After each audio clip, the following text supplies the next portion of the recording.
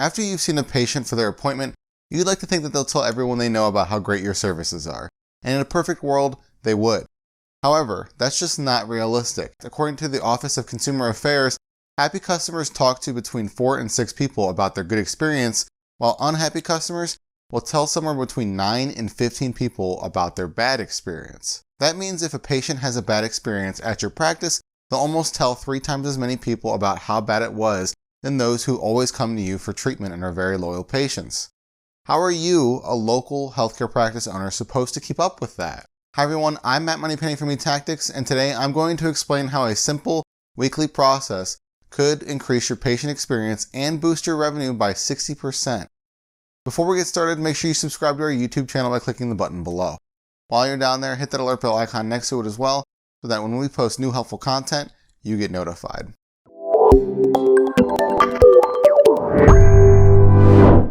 Even if your practice offers the best care within a 30-mile radius, you can't please everyone. That's just not realistic. Trying to isn't feasible as a goal as a business. However, there are certain things you can do as an owner or manager of a healthcare practice that will go a long way in the eyes of your patients. Okay, you didn't click on this video to hear me ramble. You want to know how to increase your practice's revenue by 60%.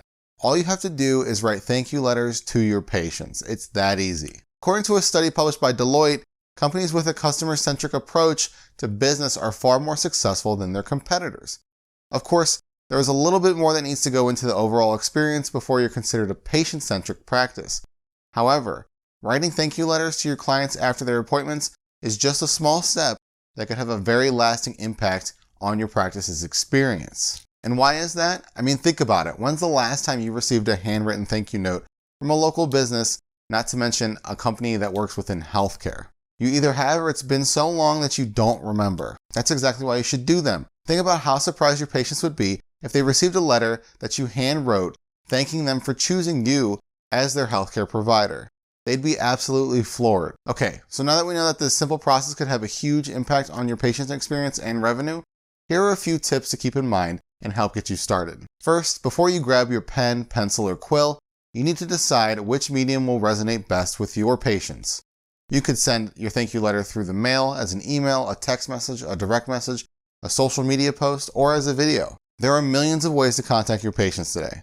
So what I'm trying to say is that the medium you choose is ultimately up to you, but I do want to mention that there are actual health benefits associated with writing and sending thank you letters to your patients that we broke down in a different video. After you've chosen your medium you're going to use, you can start writing. However, if you're a doctor, there's only one problem with that. What I mean by that is it's no secret that most doctors don't have very legible handwriting.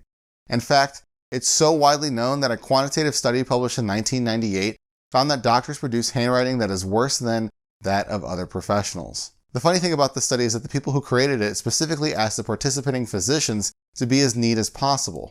So if you're facing a similar problem, that doesn't mean you can't send handwritten thank you letters at all. You'll just have to have someone else to write on your behalf. Evaluate the handwriting of your staff and ask the person who writes most legibly to be your scribe. Our final tip for you is to stay genuine while you're writing each letter. For this type of content, you'll want to come off as human as possible. For perspective, think about how many messages, emails, and mail you receive in a day. So if you're like most people, you receive around 121 emails every single day.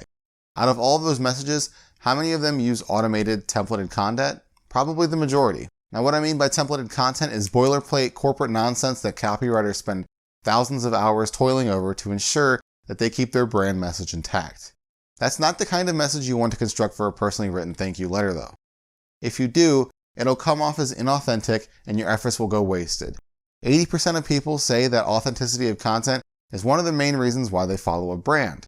You want the tone of your letters to be as genuine as possible, so be yourself. Sending a handwritten thank you letter to your most loyal and new patients would be a pleasant surprise because writing anything has largely gone by the wayside. They're a great way to add a personal touch to your overall experience that also gives you the chance to enhance your word-of-mouth marketing strategy as well. By writing and sending patient thank you letters, you'll ultimately increase your patient referrals, have a better experience, and boost your revenue. If you'd like to learn more about writing patient thank you letters and the benefits associated with them, reach out to eTactics. And you already made it this far into the video, so you might as well like it, share it, and comment below. Well, what are you waiting for? Subscribe to our YouTube channel.